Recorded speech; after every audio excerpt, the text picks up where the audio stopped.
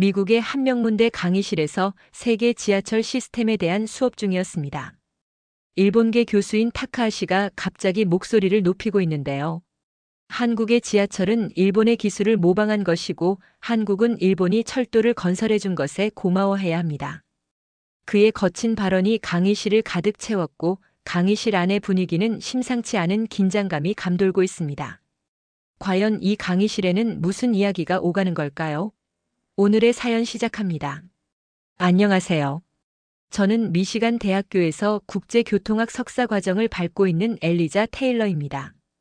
평소 세계 각국의 교통 시스템을 연구하고 이를 제 블로그에 소개하는 일을 하고 있죠.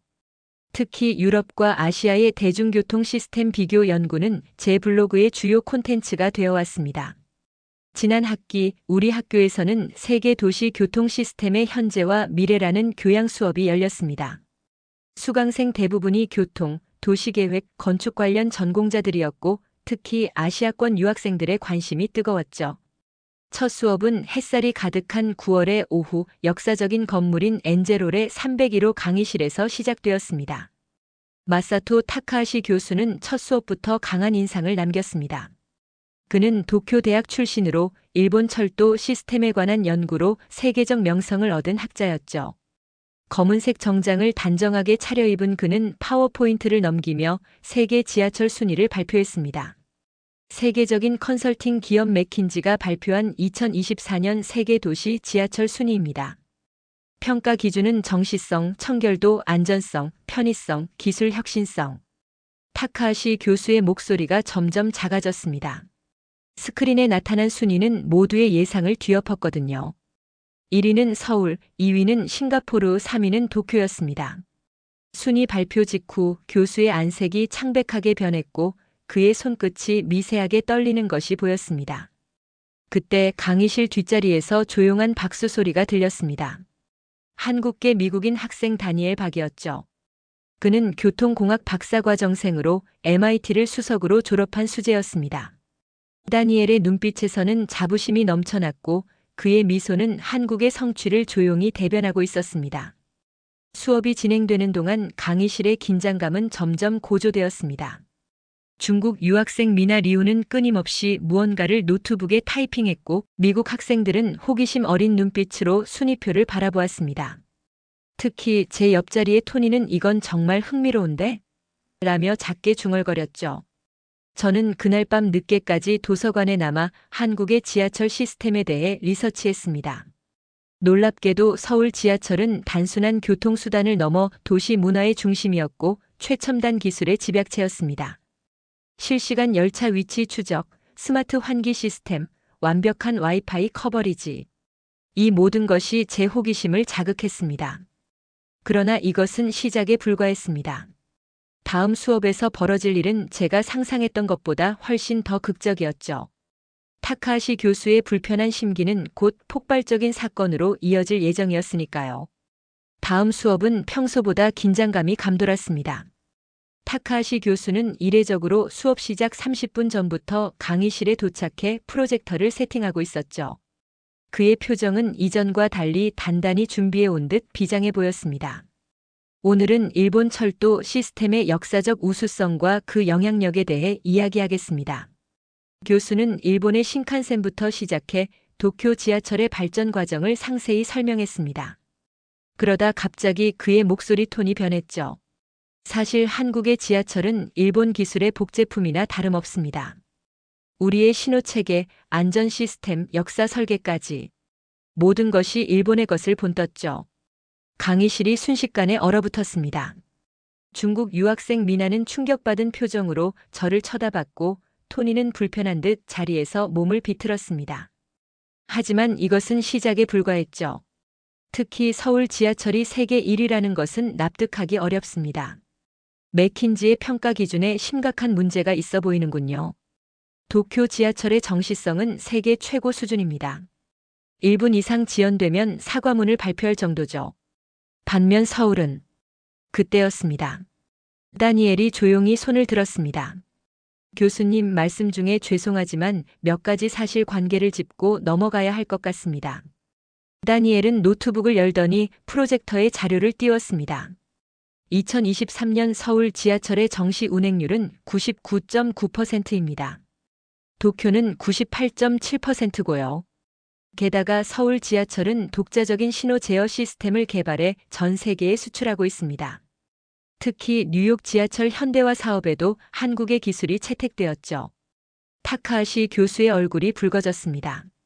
그렇다 해도 기본적인 철도 기술은 다니엘은 예의 바르게 고개를 숙이면서도 단호한 목소리로 말을 이어갔습니다. 교수님, 한국의 철도기술공사가 개발한 신형 전동차는 세계 최초로 자체 개발한 차상 신호장치를 탑재했습니다. 이는 일본 기술과는 완전히 다른 독자적인 시스템이에요. 실제로 말레이시아와 인도네시아는 일본 대신 한국의 기술을 선택했습니다. 강의실에 놀라운 침묵이 흘렀습니다. 미나가 작게 박수를 치기 시작했고 곧 다른 학생들도 동참했죠. 토니는 이게 바로 팩트체크지 라며 낮게 웃었습니다. 타카하시 교수는 잠시 말을 잃은 듯 했습니다. 그러다 갑자기 목소리를 높였습니다. 그래요, 기술은 발전했을 수 있죠. 하지만 한국이 철도를 처음 접한 것은 우리 덕분이었다는 걸 잊지 마시기 바랍니다. 우리가 식민지 시절에. 그 순간 강의실 문이 열렸습니다. 역사학과의 클라크 교수가 들어왔죠. 그는 우연히 지나가다 타카하시 교수의 큰 목소리를 듣고 들어온 것이었습니다.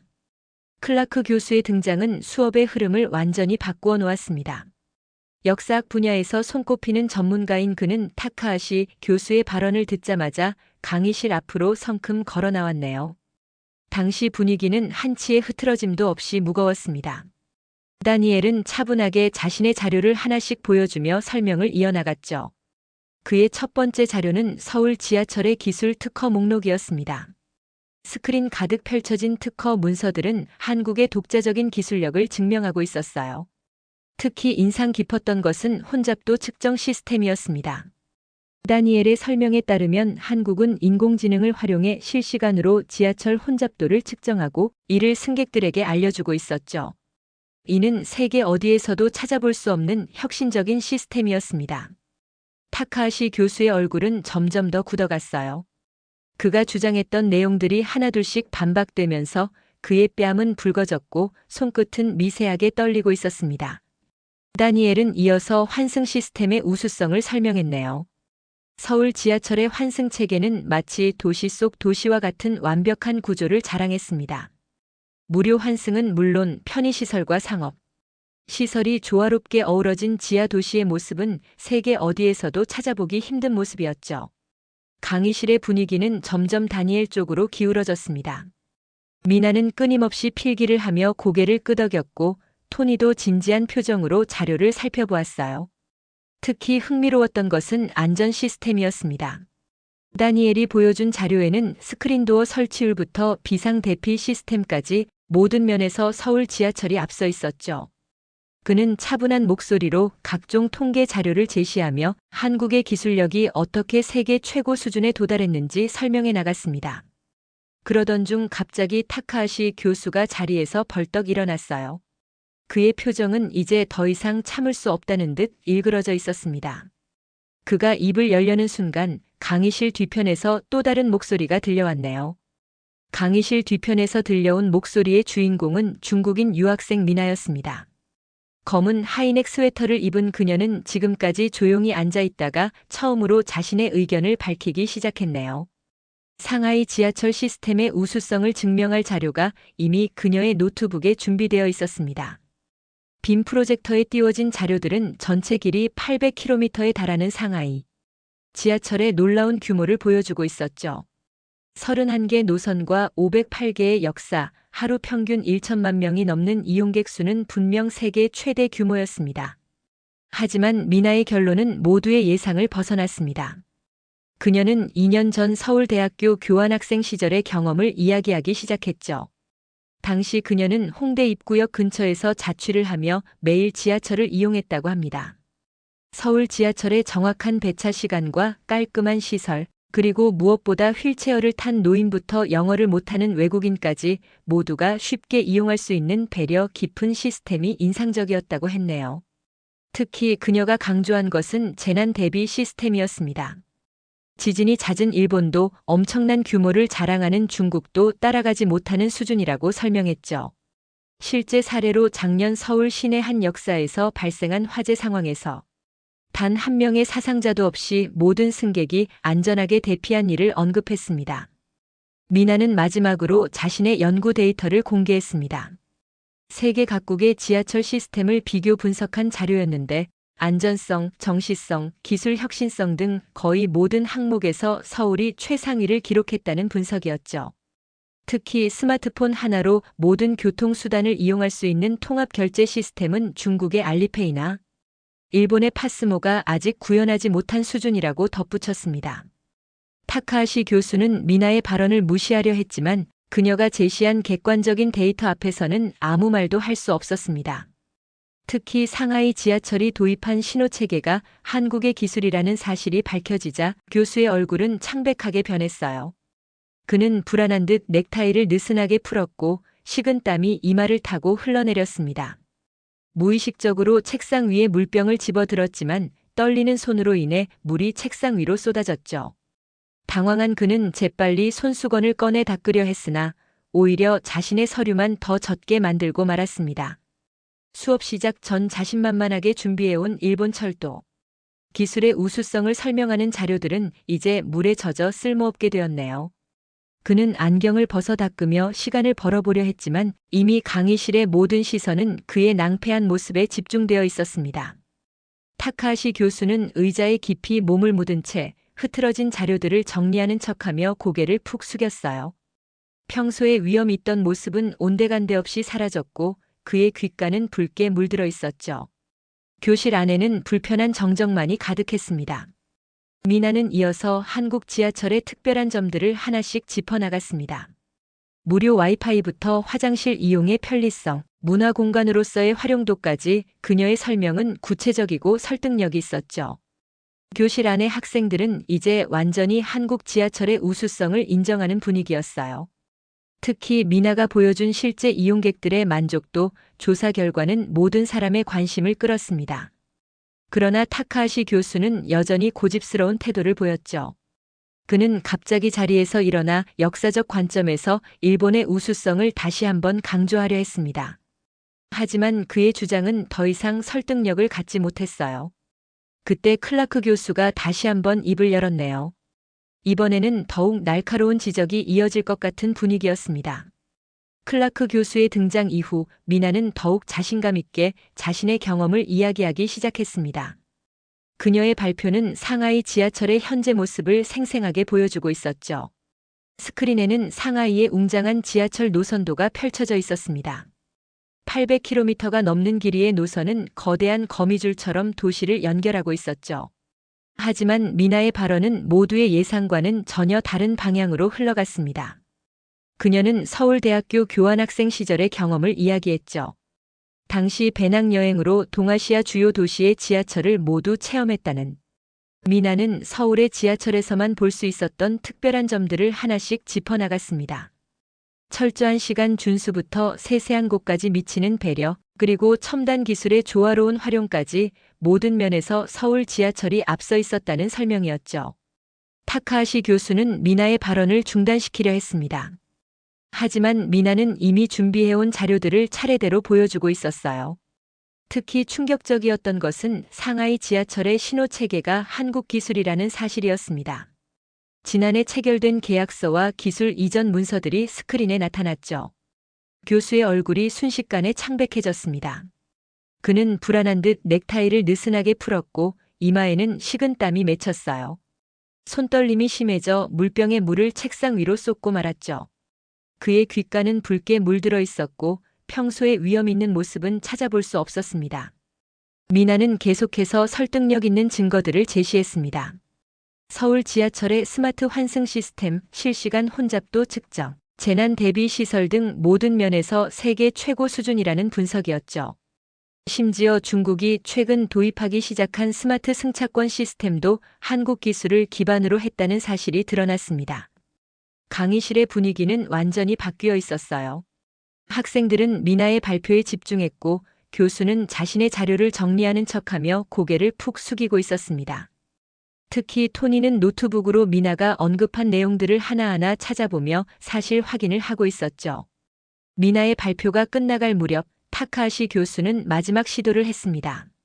그는 떨리는 목소리로 일본의 역사적 공헌을 언급하려 했지만 클라크 교수의 날카로운 시선에 말끝을 흐리고 말았어요.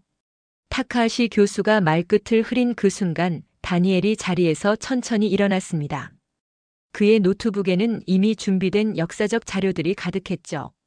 식민지 시절 일본이 한국에 철도를 깔아준 것은 순전히 대륙 침략과 수탈을 위한 것이었습니다.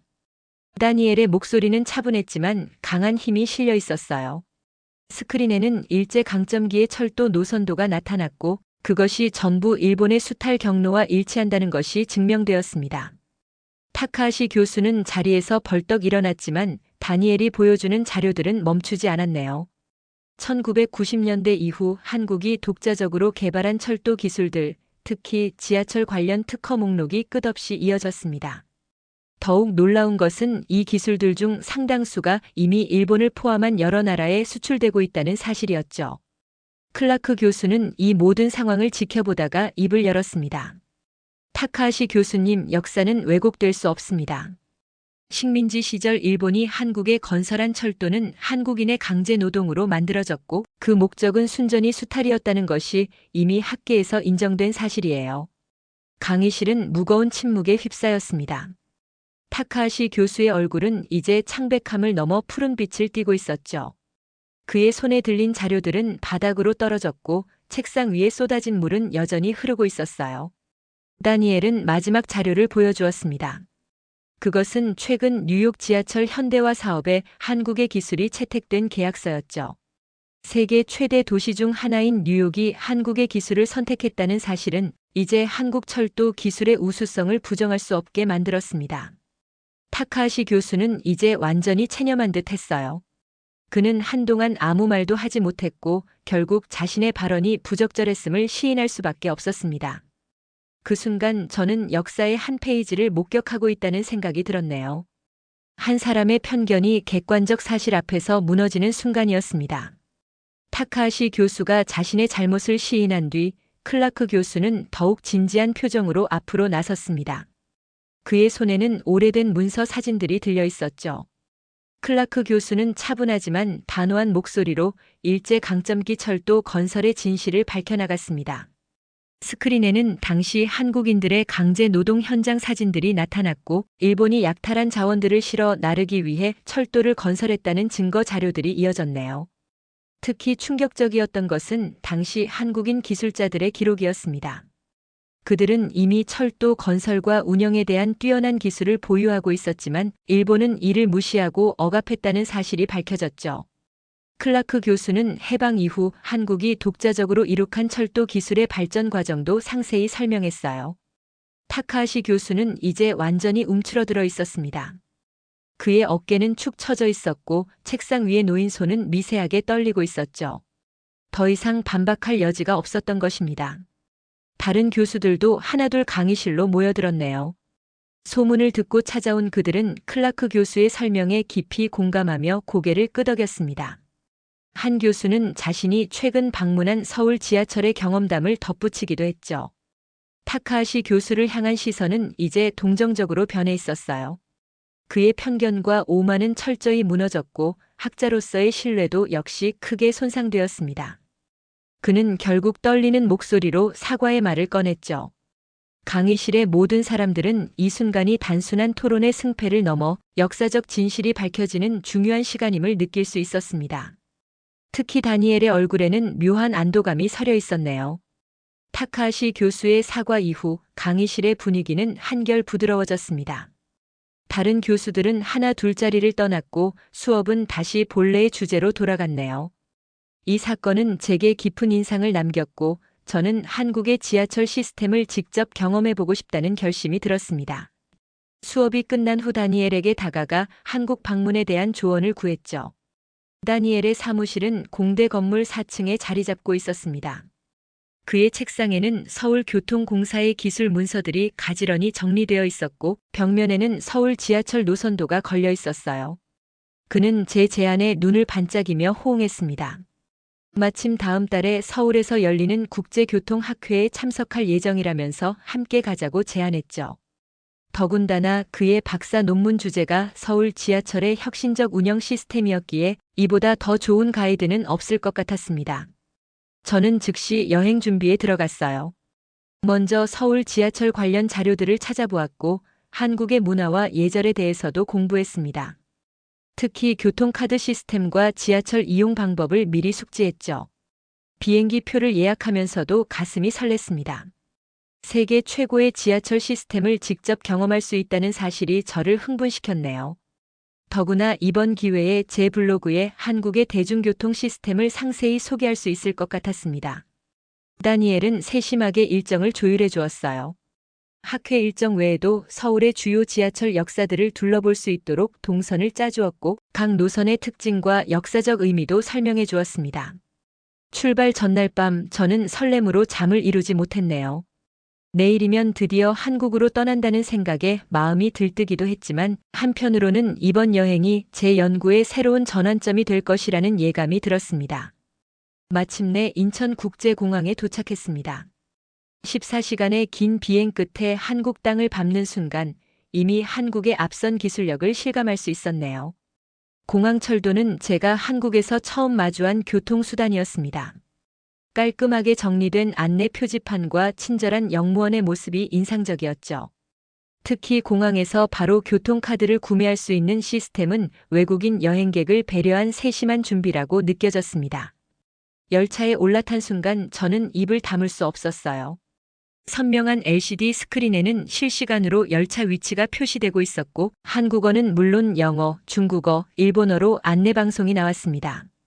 좌석 아래의 온열 시스템은 추운 날씨에 지친 승객들을 위한 배려심이 느껴졌죠.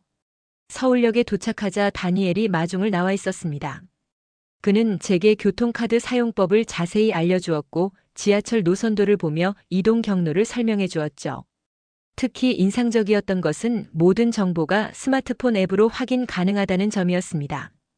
지하철을 갈아타는 과정도 놀라웠어요. 명확한 안내 표지판을 따라 이동하다 보면 자연스럽게 환승이 이루어졌고 에스컬레이터와 엘리베이터는 전략적인 위치에 설치되어 있었죠. 특히 무료 와이파이 덕분에 길을 잃을 걱정도 없었습니다. 강남역에 도착했을 때는 이미 저녁 시간이었네요. 수많은 인파 속에서도 질서정연하게 움직이는 모습이 인상적이었습니다. 스크린 도어의 설치로 안전사고 위험이 없었고 혼잡도 알림 서비스 덕분에 붐비는 칸을 피해 탈 수 있었죠. 이제 막 한국 지하철 여행을 시작한 저였지만 이미 세계 1위 지하철이라는 타이틀이 과장이 아니라는 걸 깨달을 수 있었습니다. 하지만 이것은 시작에 불과했죠. 강남역에서의 첫날 이후 저는 본격적으로 한국의 대중교통 문화를 체험하기 시작했습니다. 다니엘은 매일 새로운 노선과 역을 소개해 주었고 그곳에서 저는 놀라운 경험들을 하게 되었죠. 특히 인상적이었던 것은 지하철 안에서의 질서였습니다. 임산부 배려석이 있는데 이 자리는 철저하게 지켜지고 있었죠. 한 번은 제가 피곤해서 그 자리에 앉으려는 순간 옆자리 할머니께서 부드럽게 일반석을 안내해 주신 일도 있었습니다. 지하철역 안의 편의시설도 눈에 띄었네요. 화장실은 언제나 청결했고 자동 판매기에서는 음료수는 물론 간단한 생필품까지 구매할 수 있었습니다. 대형 거울이 설치된 공간에서는 출근길 직장인들이 옷매무새를 다듯이 하는 모습도 보였죠. 가장 놀라웠던 것은 분실물 처리 시스템이었습니다. 제가 실수로 카메라를 놓고 내린 적이 있었는데 역무원의 신속한 대응으로 10분 만에 찾을 수 있었어요. 모든 역에 설치된 보안 카메라와 체계적인 분실물 관리 시스템이 있었기에 가능한 일이었죠. 지하철역은 단순한 교통시설을 넘어 문화공간의 역할도 하고 있었습니다. 홍대 입구역에서는 젊은 예술가들의 공연이 열리고 시청역의 지하도서관에서는 출퇴근길 시민들이 책을 읽고 있었죠. 한 번은 러시아 관광객이 길을 잃어 당황하는 모습을 보았는데 역무원이 즉시 다국어 통역 서비스를 이용해 도움을 주는 장면도 목격했습니다. 이런 세세한 배려가 모여 세계 최고의 지하철이 되었다는 생각이 들었네요. 다니엘은 이런 시스템이 하루아침에 만들어진 것이 아니라고 설명했습니다. 시민들의 요구사항을 꾸준히 수렴하고 기술 발전을 끊임없이 추구한 결과라는 거였죠. 실제로 실시간 열차 위치 확인, 혼잡도 알림 등의 서비스는 시민들의 의견을 반영해 도입되었다고 합니다. 이런 경험들을 하면서 제 연구 방향도 조금씩 바뀌어 갔습니다. 단순히 기술적인 측면뿐만 아니라 그 기술을 필요로 하는 사람들의 이야기에도 관심을 갖게 된 것이죠. 마지막 날 저는 인천공항으로 돌아가는 공항철도에 몸을 실었습니다. 창밖으로 스쳐 지나가는 서울의 풍경을 바라보며 지난 2주간의 경험을 정리해 보았네요. 돌아가자마자 써야 할 블로그 포스팅의 개요가 머릿속에서 그려졌습니다. 단순히 기술적 우수성을 넘어 사람을 먼저 생각하는 한국의 대중교통 철학을 전하고 싶었죠. 특히 타카하시 교수의 편견이 얼마나 잘못되었는지 사례를 들어 설명하고 싶었습니다. 미국으로 돌아온 후 첫 수업날, 저는 한국에서의 경험을 발표하게 되었어요.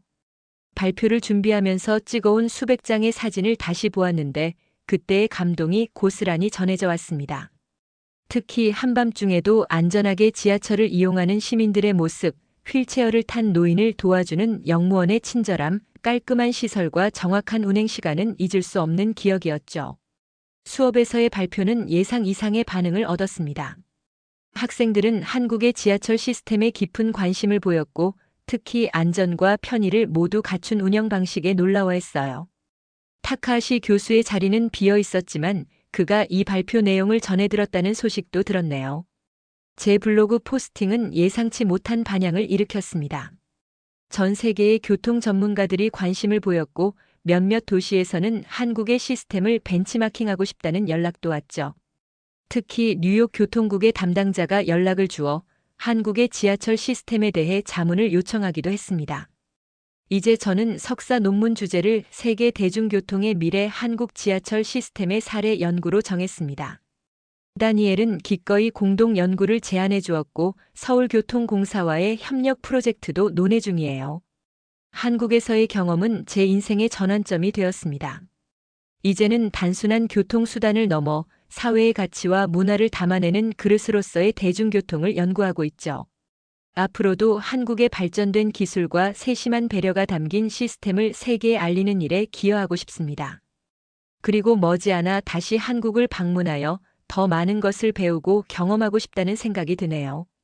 오늘의 사연 어떻게 들으셨나요? 사연이 여러분의 마음을 울렸다면 구독과 좋아요, 댓글 많이 남겨주세요. 부탁드립니다. 영상 시청해주셔서 감사합니다.